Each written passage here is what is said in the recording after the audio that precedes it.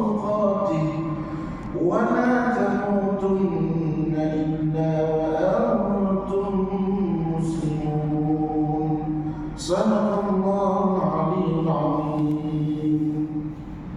Yang bermuka nanti berbahagia barisan ahli jawatan kuasa, pengurusan, pentadbiran serta pengimarahan Masjid Bukit Indah Ampang. Yang saya hormati lagi saya segani barisan tuan-tuan guru, tuan-tuan imam, tuan-tuan bidan, para asatidzah yang hadir dan yang sentiasa berada dalam dakapan doa saya, jemaah yang dikasihi, muslimin, muslimat, tuan-tuan haji, tuan-tuan hajah, ibu-ibu, ayah-ayah, abang-abang, adik-adik, kakak-kakak yang dirahmati oleh Allah Subhanahu wa taala sekalian. Alhamdulillah, pertama dan selama-lamanya marilah sama-sama kita merafak dan meninggikan rasa syukur kehadirat Allah Subhanahu wa taala kerana Allah Subhanahu wa taala masih sudi mengumpulkan kita di dalam rumahnya yang mulia pada hari yang mulia, bulan yang mulia 20 Rejab 1445 Hijrah bersamaan 31 Januari 2024 dalam payung rahmat, dalam payung berkah, dengan kita dapat melaksanakan dengan izin dan ketentuannya kita dapat melaksanakan salat fardu maghrib secara berjemaah. Alhamdulillah. Dan lantaran daripada itu kita boleh diberikan kurniaan, peluang dan ruang, masa dan waktu yang ada untuk kita sama-sama penuhi antara maghrib dan isyak ini satu renungan, pedoman, panduan, pengajaran, tazkirah dan juga tausiah daripada kalam-kalam suci Al-Quran serta hadis baginda Nabi sallallahu alaihi wasallam berkenaan dengan insya-Allah jalan menuju husnul khatimah insya-Allah. Tuan-tuan rahmati oleh Allah Subhanahu wa taala sekalian, berdasarkan ayat yang saya bacakan pada mukadimah tadi, Allah Subhanahu wa taala telah berpesan kepada kita betapa pentingnya kita ini hidup di dunia. Untuk apa? Pertama, menjadi orang yang beriman. Ya ayyuhallazina amanu, kata Allah, wahai orang-orang yang beriman, ittaqullah, bertakwalah kepada Allah. Yang kedua, jadi orang yang beriman yang bertakwa. Jadi orang yang beriman tak ada takwa, tak ada gunanya juga. Karena bertakwa kepada Allah. Dan takwa kepada takwa macam mana? Takwa dengan sebenar-benar takwa, haqqa tuqatih, sebenar-benar ketakwaan, sekuat-kuat ketakwaan. Dan selain itu Allah pesan, wala tamutunna illa, jangan kamu mati melainkan apa? Wa antum muslimun, kamu mati dalam keadaan menjadi orang yang muslim, Islam. Kita di dalam ironi ini, kita dilahir alhamdulillah. Kita lahir semuanya dengan cara yang sama dan uniknya kita ni lahir, beruntungnya kita lahir sebagai seorang fitrah, seorang muslim. Alhamdulillah, itu merupakan anugerah nikmat yang sangat besar. Duduk 9 bulan 10 hari dalam bawah manabah, Abah kita mengandung, dia mengandungi kan? Dia mengandungi apa? Oksigen. Amat kita mengatakan kita 9 bulan 10 hari dapat untuk melahirkan kita dari perut yang mulia yang padanya sifat ar-Rahim Allah Subhanahu wa taala, dan lahir kita terbentuk pertama dengan cara yang sama. Yang kedua, kita lahir itu sebagai fitrah menjadi orang Islam. Alhamdulillah. Betapa bayangkan tuan-tuan, di negara lain, di tempat lain, di keadaan lain, masa yang lain, situasi lain, orang yang lain, bangsa yang lain bukan di kalangan orang Islam. Kita ni lahir IC, automatik tahu jadi Islam. Syukur. Dan kita lahir dengan cara yang sama. Semua orang lahir dengan cara yang sama, tetapi semua orang mati dengan keadaan yang berbeza. Ya? Tak ada lagi lah kita pernah dengar tiba-tiba anak kan lahir daripada mana, ambil daripada waktu. Tak ada. Semua cara orang lahir sama. lahir daripada perut seorang ibu yang mengandungkan dia 9 bulan 10 hari. Tak ada orang yang tiba-tiba mana berapa anak ni. Anak ni potik kat pokok tu nak nampak tergayung, tergantung kan. Jadi potik dah bawa balik rumah belum? Tak ada. Tak ada orang yang dia lahir-lahir daripada keluar daripada bukit, daripada pokok, daripada mana-mana dah sampai, tak ada. Semuanya keluar daripada perut seorang ibu, daripada manusia yang bernama wanita. Maka itulah kehebatan Allah Subhanahu Wa Taala. Tapi mati kita semua berbeza-beza. Mati kita semua berbeza-beza. Ada yang mati kerana kencing mani, ada mati kerana gawat, ada mati sakit jantung, ada mati yang kena hempap dari trailer. Hingga ada orang nak pergi sekolah, trailer lalu kembali hempap atau dia mati. Dan berbeza-beza cara. Tapi yang pasti kita boleh pastikan untuk mati dalam keadaan walaupun berbeza, tapi kita kena pastikan mati dalam keadaan yang sama ketika kita lahir, iaitu kita lahir dalam Islam. Mati pun kata Allah, wala tamutunna illa wa antum muslimun. Jangan mati dalam keadaan kita tidak beragama Islam. Amat rugi. Sebab apa? Bila mati kita hidup dalam Islam, mati bukan sebagai Islam, maka tidak ada tempat kita di sisi Allah. Rahmat Allah Subhanahu Wa Taala, neraka dalam tempat kita. Maka tanda-tanda husnul khatimah pada malam ini kita akan lihat daripada kitab Misteri Mati dan Alam Kubur, di mana Nabi sendiri mengajarkan kita untuk sentiasa berdoa hidup kat dunia ini biar dapat mati dengan husnul khatimah. Berdasarkan hadis Nabi SAW, innamal a'malu bi khawatimih. Kita ni mati ni, kita ni amalan kita ni ditentukan dengan pengakhiran kita. Kalau nak tahu kita ni dapat rahmat, dapat keredaan, keampunan, dapat kasih sayang Allah di hari akhirat nanti berdasarkan pengakhiran kita. Kalau pengakhiran kita itu baik, maka amat besar dan peluang untuk kita mendapat ganjaran, tempat, kedudukan, kehidupan yang baik juga di alam barzakh dan juga alam akhirat. Dan kita juga kena doa juga dengan doa yang Nabi ajar. Allahumma khtim lana bi husnil khatimah.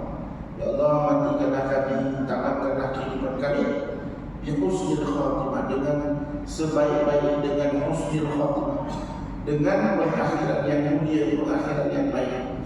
Wala takhtim alaina, ya Allah, jangan kamu matikan kami dalam keadaan pengakhiran kami bisu'il khatimah, dengan pengakhiran yang buruk. Jadi tanda-tanda itu telah mendapat susun dalam kitab Misteri Alam, Misteri Mati dan Alam Kubur ini. Dia ada hampir 57 jenis tanda kematian husnul khatimah. Ada pun malam ini kita tengok orang pelapor yang sempat, yang sempat kita tengok, itulah tanda-tanda. Baik, yang pertama, tanda husnul khatimah itu adalah menurut pengarang kitab Al-Musannif rahimahullah ta'ala bihi wa nafa'ah fi ulumihi fi darain insyaallah. Yang pertama, pengucapan kalimat syahadat oleh seseorang saat kematiannya. Sabda Rasulullah sallallahu alaihi wasallam, "Man kana akhiru kalami la ilaha illallah dakhala jannah." Kata Nabi berdasarkan hadis yang diriwayatkan oleh Abu Dawud. Hadis ini martabat hasan dalam kitab Al-Irwa. Siapa, kata Nabi, yang akhirnya perkataannya, kalam terakhirnya hidupnya adalah la ilaha illallah, maka dakhala jannah. Kata Nabi, dia akan dapat masuk syurga. Ini pengakhiran yang baik.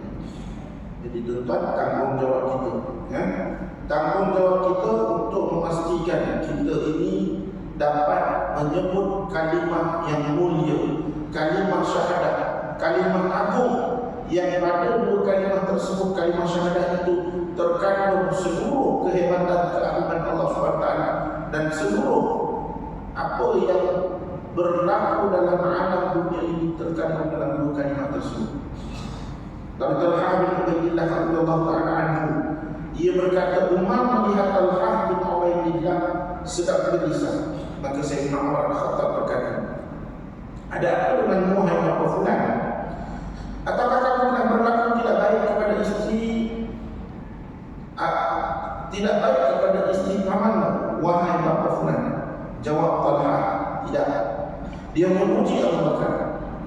Hanya saja saya mendengar dari Rasulullah SAW suatu ucapan, tidaklah ada yang menghalangiku untuk bertanya kepada beliau tentang hal itu kecuali takdir sahaja. Sehinggalah beliau wafat.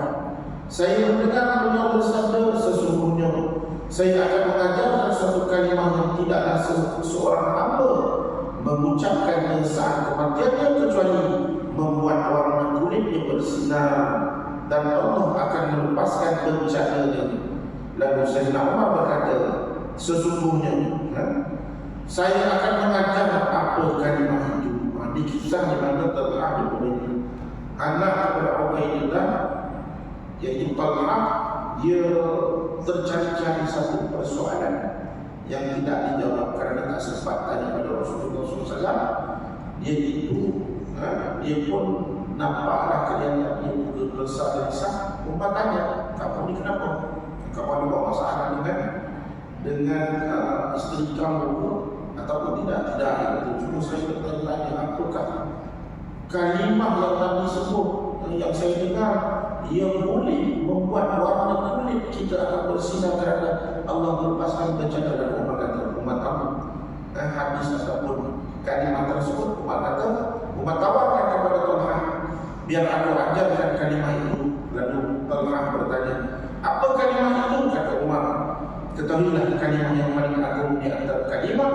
Sedangkan hadis Nabi yang lain disebut afdalu dzikri fa'lam annahu la ilaha illallah.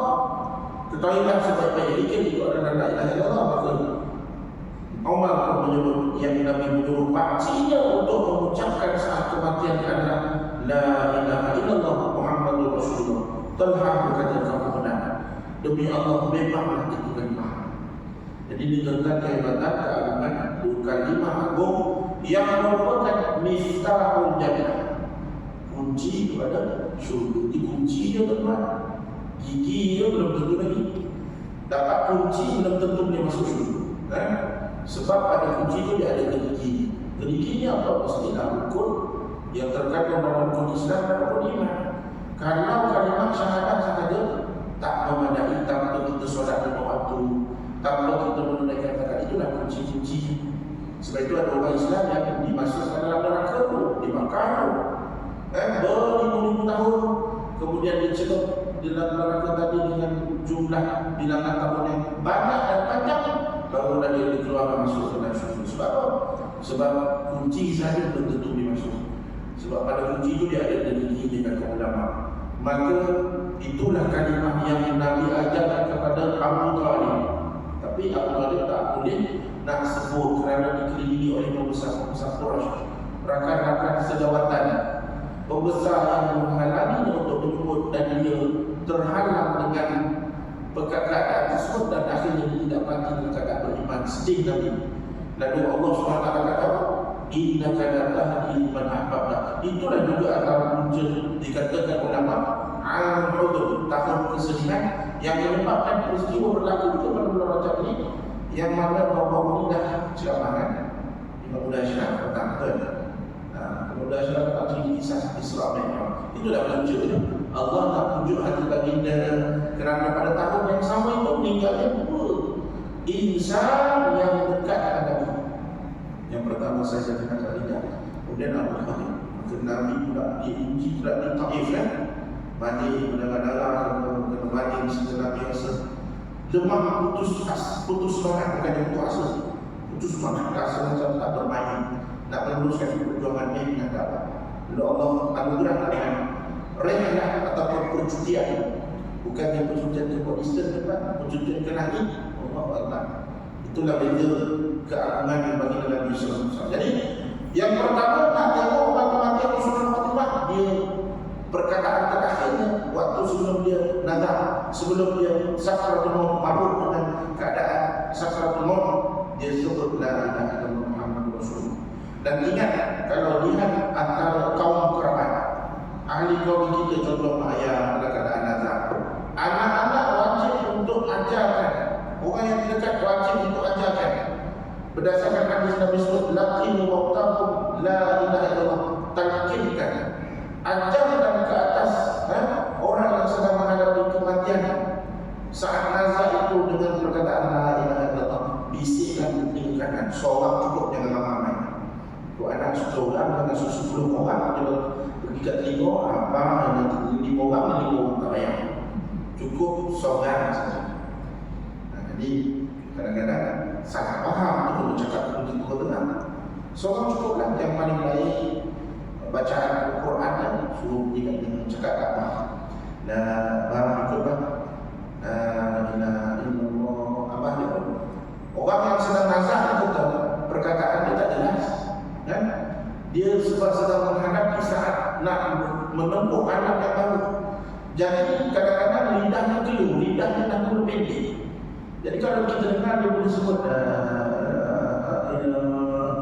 jangan pula si anak tadi mentang-mentang kerana ada emosi apa? Tajwid itu salah, kena sebut dengan la ilaha sudah dengan ada tajwid pula dalam. Orang itu sedang menghadapi saat nazar, janganlah kalau dia pandai dari situ. Kalau dengar tak tadi, bermakna dia tahu itulah kalimah yang sensiasi. Kita tak sihat dan kita boleh sebut la ilaha illallah. Tapi cuma boleh nazar betul kita boleh sebut. Sempurna kalau dia dengar kata itu disebut daripada mulut ayah ataupun mak kita, maka cukup. Tak payah banyak lagi. Sebab kita nak pastikan dia itulah kalimah terakhir. Tapi kalau dulu lama kita teman dia, kita berjasi, kita selawat, kita zikir, kita doa supaya Allah mudahkan perjalanan dia menuju ke alam barzakh, tiba-tiba dipanggil air.